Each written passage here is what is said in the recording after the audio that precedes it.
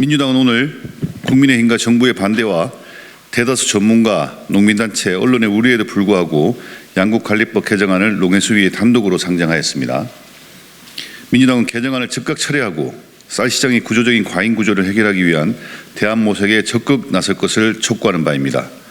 이번 양국관리법 개정안의 주요 내용은 쌀 수요를 초과하는 생산량을 정부로 하여금 의무적으로 시장에서 격리하도록 하는 것입니다. 당초 국민의힘과 민주당은 9월 25일 예정된 정부가 발표하는 쌀 수급안 정부 대책의 수준을 보고 난 뒤에 논의하기로 하였으나 정부가 대책을 발표한 지 하루 만에 무리하게 단독으로 상정하였습니다. 쌀값이 이렇게 추락한 것은 민주당의 책임이 큽니다. 민주당 정권이던 2020년도 시장에서 쌀이 10만 톤 부족한 상황에서 30만 톤을 방출함으로써 그 여파가 아직까지 미치고 있고 쌀 수급 안정에 효과가 있는 논타작물 재배 지원 사업도 폐지하여 쌀 재배 면적 증가를 초래하였습니다. 2021년에도 쌀 초과 수요를 과소 추정하였고 격리 시기도 늦어져서 격리 효과가 미흡하여 쌀값이 지속 하락한 것입니다.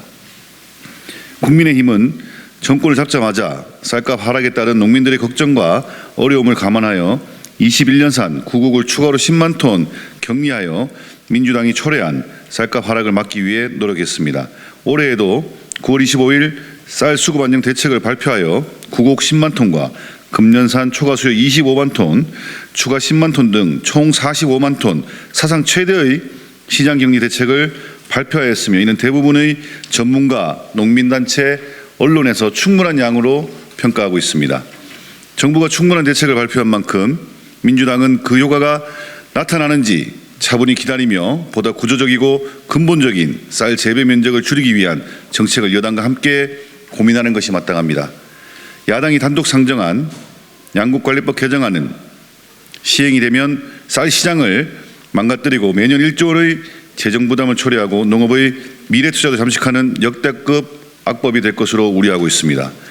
초과 생산량에 대한 정부의 의무 시장 격리 기대 형성으로 벼재배 면적이 증가하고 반복적 시장 격리 등 공급 과잉 구조가 심화될 것입니다.